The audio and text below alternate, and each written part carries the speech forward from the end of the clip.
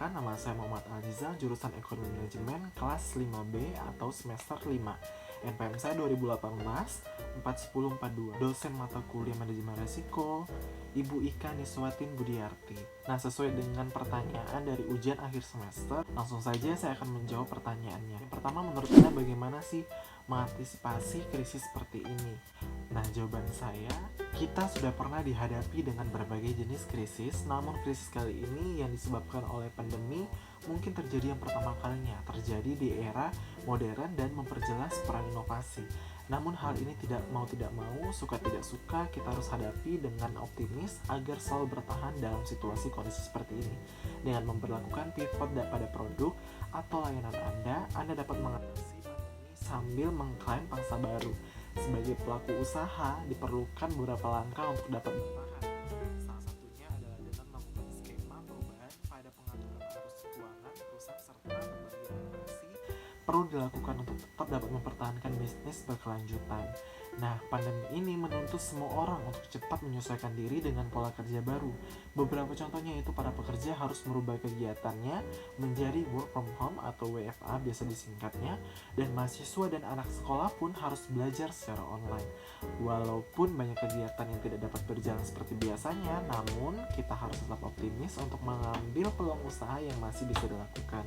Salah satunya menjadi seorang entrepreneur adalah hal baik untuk saat ini. Nah, entrepreneur harus panjang akal. Jadi pebisnis itu harus panjang akal. Setiap hari harus problem solving istilahnya. Buat inovasi-inovasi yang banyak, jangan tunggu lagi tetapi langsung coba. Tidak berhasil, coba lagi dan lagi. Terus begitu sampai berhasil. Pada situasi krisis seperti ini pun, ini cara berpikir kita juga harus fleksibel dan juga harus responsif dalam setiap perubahan, karena kita tidak pernah tahu dan tidak bisa mengontrol dari eksternal. Nah, pertanyaan kedua, benarkah penerapan manajemen risiko tidak cukup untuk menangkal krisis? Jelaskan dan berikan contoh. Risiko bisnis adalah suatu akibat yang mungkin dapat terjadi pada sebuah bisnis yang sedang berlangsung maupun yang akan datang. Sifat dari risiko bisnis itu sendiri adalah tidak pasti dan sebagian besar menimbulkan kerugian. Risiko bisnis merupakan situasi yang tidak dikehendaki oleh para pelaku bisnis. Namun, risiko bisnis sendiri selalu tidak bisa dihindarkan. Risiko ini biasanya muncul karena faktor pelaku bisnis itu sendiri dan dapat muncul karena kegiatan dan keputusan yang diambil dalam kegiatan rutinitas sehari-hari. Ketidakpastian tersebut dapat disebabkan oleh faktor-faktor sebagai berikut. Yang pertama itu ada ketidakpastian ekonomi. Yang kedua, ketidakpastian disebabkan oleh alam. Dan yang ketiga, ketidakpastian disebabkan oleh perilaku manusia. Dan manfaat itu melakukan manajemen risiko bisnis.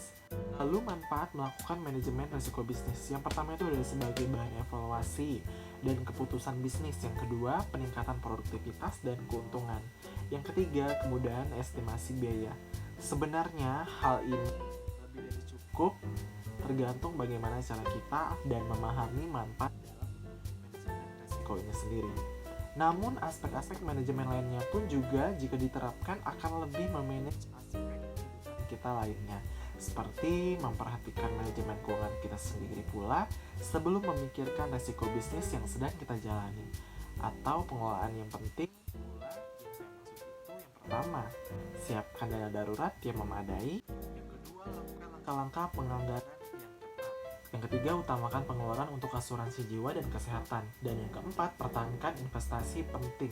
Contoh nyatanya, jika seorang pengangguran dengan ketingkatan pemasukan sama sekali tidak punya, setidaknya kita harus menjadikan diri kita sebagai seorang entrepreneur tadi. Melakukan bisnis dengan tentunya memperhatikan peluang baru di masa yang akan datang.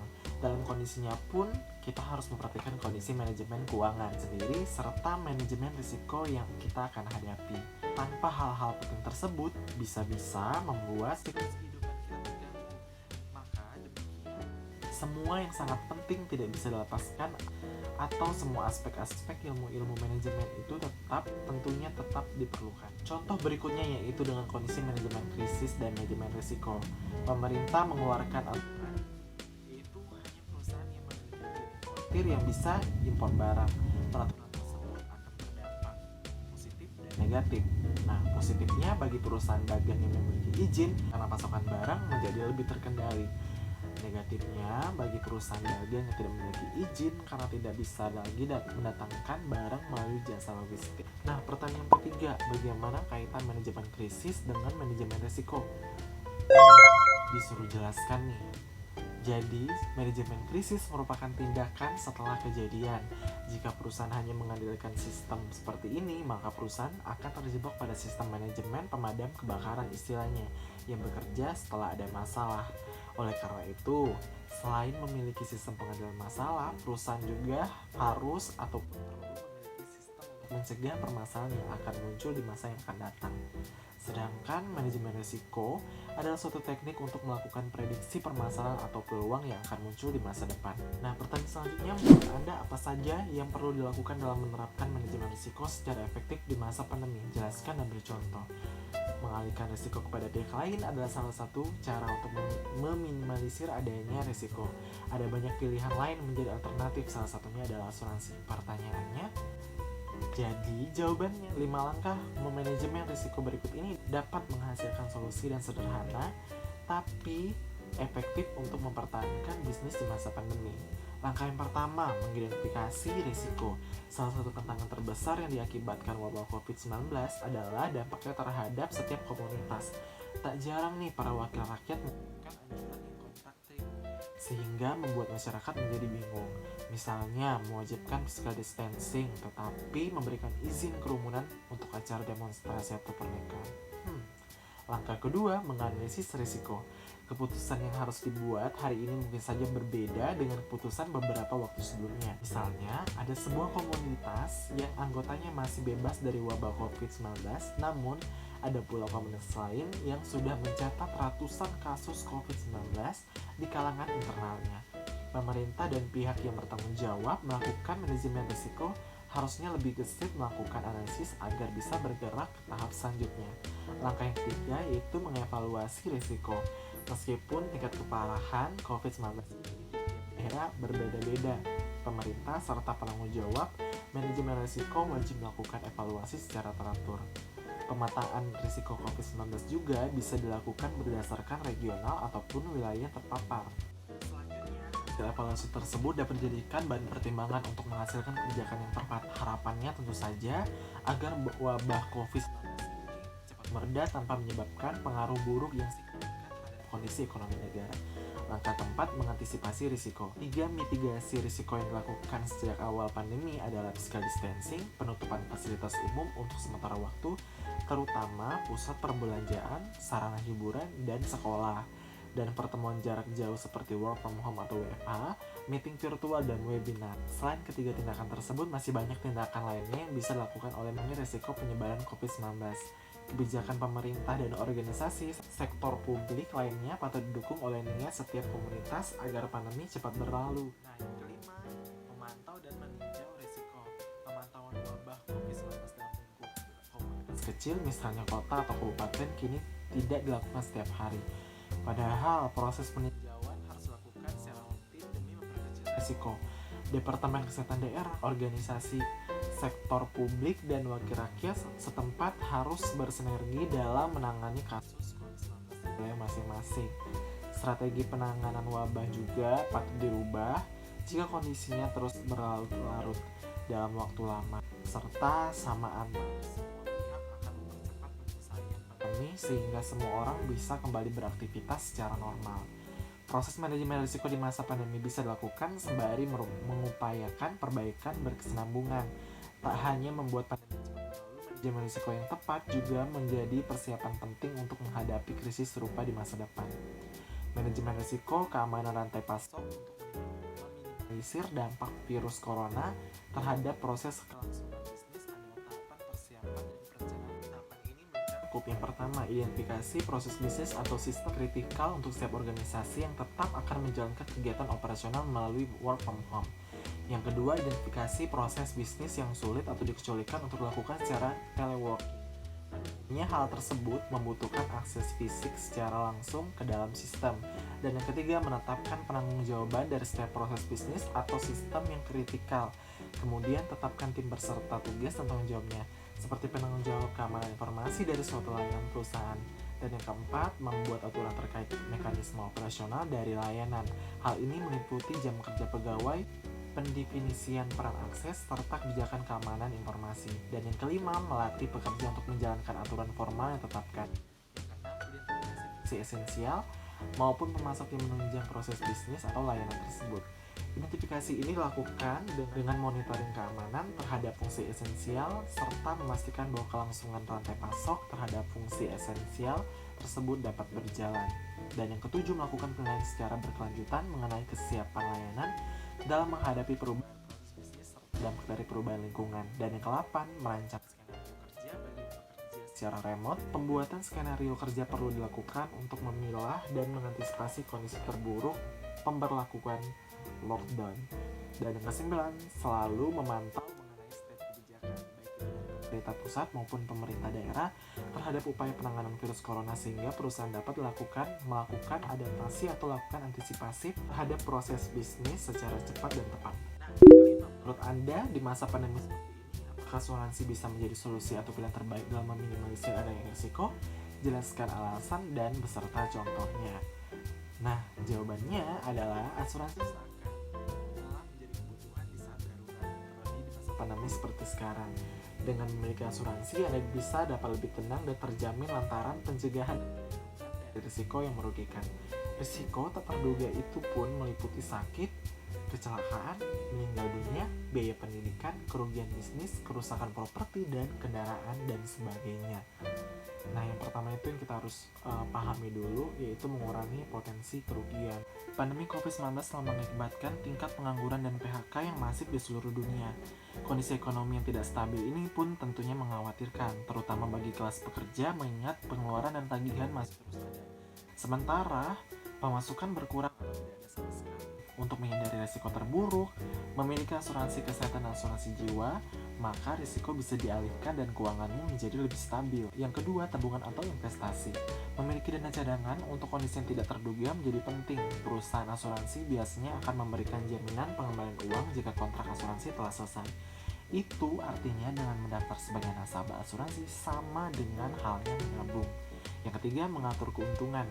Kewajiban membayar premi secara rutin sama saja dengan memaksa Anda untuk menyiapkan dana cadangan ketika terjadi kejadian yang tak terduga. Nah, dengan memiliki asuransi, Anda tidak perlu lagi membayar biaya penuh atas kerugian yang dialami karena pihak penyedia asuransi menyediakan ganti rugi. Namun, jenis asuransi terbaik untuk dipilih pun bergantung pada kebutuhan masing-masing individu berbeda tentunya. Sebelum memilih asuransi kesehatan, penting untuk memperhatikan premi asuransi menyesuaikan dengan pengeluaran bulanan, proses klaim yang cepat, kredibel, dan mudah diakses. Yang keenam, pertanyaannya, pentingkah asuransi di masa pandemi baik untuk perusahaan maupun pribadi? Berikan alasan dan contohnya. COVID-19 diperkirakan masih akan berlangsung lama dan berbahaya karena obat dan vaksinnya pun baru-baru saja ditemukan. Namun ada tanggapan begitu munculnya vaksin ini dengan berbagai konspirasi.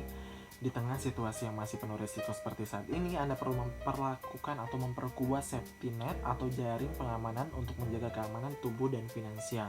Untuk itu penting untuk perlunya asuransi di tengah pandemi. Selain itu, Anda juga butuh tentunya dana darurat untuk mengantisipasi guncangan finansial akibat kondisi perekonomian yang terus-menerus terpuruk. Sementara sebagai upaya proteksi, Anda perlu mengelola risiko finansial yang timbul jika tertular COVID-19. Itulah sebabnya Anda perlu memiliki asuransi kesehatan di tengah pandemi corona atau COVID-19 ini. Alasannya mengapa perlu asuransi? Yang pertama itu risiko kesehatan makin besar. Sejak 9 Maret 2020, World Health Organization atau WHO mendeklarasi virus COVID-19 sebagai pandemi. Artinya penyakit yang dipicu oleh virus corona ini telah menyebar dalam skala masif ke seluruh dunia. Yang membuat COVID-19 begitu berbahaya adalah penyebaran sangat cepat dan tidak berakibat fatal bagi kalangan rentan seperti bayi, balita, dan orang-orang lanjut usia dan dengan penyakit bawaan berat. Sejak kasus pertama muncul di Indonesia pada awal Maret sampai detik ini pun jumlah kasus COVID-19 terus bertambah. Di banyak negara yang sempat menyatakan status bebas COVID-19 menyatakan kasus positif COVID-19 bermunculan lagi. Asuransi menjadi asuransi kesehatan pribadi juga dapat membantu Anda memastikan diri dan keluarga mendapatkan layanan kesehatan terbaik di situasi pandemi seperti saat ini. Yang kedua itu risiko finansial perlu dikelola lebih baik. Pandemi COVID-19 telah merontokkan perekonomian tak terkecuali Indonesia. Angka pengangguran baru hingga 13 juta orang sampai tahun depan. Selain PHK, kebanyakan perusahaan akhir menempuh kebijakan efisiensi untuk menghadapi resesi ekonomi. Misalnya, memotong beberapa tunjangan karyawan, menurunkan gaji, menutup bisnis non-inti, hingga merumahkan para karyawan mereka. Risiko finansial meningkat tinggi di semua level. Tidak ada yang bisa menjamin sampai kapan stabilitas keuangan saat ini Anda nikmati akan bertahan. Akan datang. Memperkuat ketahanan finansial melalui keberadaan dana darurat dan proteksi asuransi adalah hal yang dapat Anda tempuh untuk mengantisipasi risiko tersebut. Pastikan dana darurat Anda sudah memadai. Proteksi asuransi juga sebaiknya tidak hanya mengandalkan BPJS Kesehatan. Lengkapi manajemen risiko keuangan pribadi dengan menutup kebutuhan proteksi. Bila Anda mencari nafkah keluarga, pastikan memiliki asuransi jiwa. Adapun untuk proteksi diri finansial karena kesehatan, tutuplah dengan asuransi kesehatan. Dengan dua hal langkah tersebut, setidaknya Anda mengurangi kecemasan tentang keamanan finansial keluarga Anda. Yang ketiga, siapkan budget untuk proteksi keuangan. Supaya risiko-risiko finansial dapat terkelola, Anda bisa memanfaatkan asuransi. Dengan membayar sejumlah premi, Anda sudah bisa mendapatkan manfaat perlindungan sesuai kebutuhan dari produk asuransi. Nah, beberapa budget yang perlu disiapkan untuk menutup kebutuhan proteksi keuangan tersebut. Berapa ya? Nah, berapa budget yang perlu disiapkan untuk menutup kebutuhan proteksi keuangan tersebut? Cek dulu kebutuhan proteksi seperti apa yang memadai untuk keluarga kamu. Tulislah kriteria asuransi kesehatan yang Anda butuhkan. Misalnya, Anda membutuhkan asuransi kesehatan yang bukan cuma memberikan manfaat rawat inap, melainkan juga ada manfaat rawat jalan, rawat gigi, dan manfaat lain yang spesifik. Yang keempat, pilih asuransi paling simpel dan mendukung physical distancing. Kendali kebijakan pembatasan sosial berskala besar atau PSBB telah dilonggarkan di banyak daerah. Bukan berarti resiko penularan COVID-19 telah menurun. Tetap jaga kewaspadaan dengan menerapkan physical distancing dan protokol pencegahan penularan COVID-19 ataupun aktivitas lainnya. Nah, begitu dengan asuransi, pilih asuransi kesehatan yang memungkinkan kamu untuk mengurus semua prosesnya dari mulai pembelian hingga klaimnya secara online saja ya. Contohnya, asuransi membantu Anda meminimalisir biaya yang besar akibat terjadi risiko sakit dan wafat dengan cara memindahkan risiko tersebut ke perusahaan asuransi. Coba Anda bayangkan, jika Anda tidak memiliki asuransi kesehatan, maka ketika Anda jatuh sakit, maka Anda harus mengeluarkan kocek pribadi untuk menutup biaya pengobatan di rumah sakit. Kebayang nggak sih tuh? Hal ini tidak akan terjadi jika Anda memiliki asuransi kesehatan. Tuh, bagusnya asuransi. Sebab perusahaan asuransi akan memberikan manfaat berupa penggantian biaya yang timbul ketika Anda jatuh sakit dan harus dirawat di rumah sakit. Begitu pula halnya dengan secara kerjasama asuransi jika memberikan santunan berupa uang pertanggungjawaban atau UP jika tertanggung tutup usia. UP ini bisa digunakan untuk keluarga yang ditinggalkan seperti pengganti penghasilan warisan, uang kuliah, dan tujuan keuangan lainnya. Sebagai pengusaha yang ingin mengasuransi bisnisnya, Anda akan mendapatkan dua perlindungan asuransi, yaitu asuransi jiwa dan asuransi kesehatan untuk Anda, dan juga asuransi properti bisnis Anda. Asuransi properti untuk bisnis Anda. Asuransi jiwa dan kesehatan dapat menanggung keluarga dan karyawan Anda jika tiba-tiba terjadi musibah pada sebuah perusahaan. Sedangkan asuransi properti untuk bisnis dapat menanggung kerugian pada bisnis seperti kebakaran, bencana, pencurian, hura-hura, dan sebagainya. Tanpa asuransi, setiap kerugian pasti akan terasa berat. Apalagi itu semua harus Anda tanggung secara keseluruhan. Namun, dengan asuransi bisnis, kerugian yang perusahaan Anda terima akan lebih ringan. Jika bisnis Anda bergerak di bidang perdagangan, asuransi adalah salah satu hal yang penting yang harus Anda miliki. Risiko bisnis dapat terjadi di mana saja dan dalam bentuk apa saja. Salah satunya adalah risiko dalam pengiriman barang, baik dalam jalur darat, laut, maupun udara. Dengan memiliki asuransi bisnis, asuransi akan menanggung segala risiko yang terjadi dan membantu Anda menghadapi segala kerugian finansial akibat terjadinya sebuah risiko tersebut. Yang kedua, perlindungan risiko. Dengan memiliki asuransi bisnis, Anda juga dapat akan lebih mudah melindungi bisnis yang sedang Anda kelola. Tujuan dari adanya asuransi, bisnis Anda akan terlindungi dari berbagai risiko gangguan, bencana, dan lainnya yang dapat menimbulkan sebuah kerugian finansial ataupun non-finansial. Yang ketiga, penggantian kerugian. Setiap risiko yang diterima pasti menimbulkan kerugian, baik itu hal kecil maupun hal besar. Dengan asuransi bisnis, kerugian besar dalam bisnis pun akan tanggung oleh pihak asuransi. Memberikan pondasi yang kokoh. Asuransi bukan hanya memberikan manfaat dalam hal jaminan atau perlindungan risiko bisnis, tapi juga bisa menjadi pondasi yang dapat memperkuat bisnis itu sendiri. Dengan asuransi bisnis, Anda dapat lebih fokus mengembangkan bisnis tanpa harus memikirkan berbagai risiko finansial bisnis. Itulah 4 manfaat yang bisa didapatkan dengan bisnis Anda ke perusahaan asuransi. Setelah memiliki asuransi, Anda dapat lebih tenang dalam menjalankan dan mengembangkan bisnis. Namun, untuk mengembangkan bisnis, Anda juga harus mulai membuat laporan keuangan. Sekian untuk pemaparan saya. Video ini dapat bermanfaat buat teman-teman semua. Jika ada kesalahan atau kekurangan, mohon dimaafkan. Wabillahi taufiq hidayah. Wassalamualaikum warahmatullahi wabarakatuh.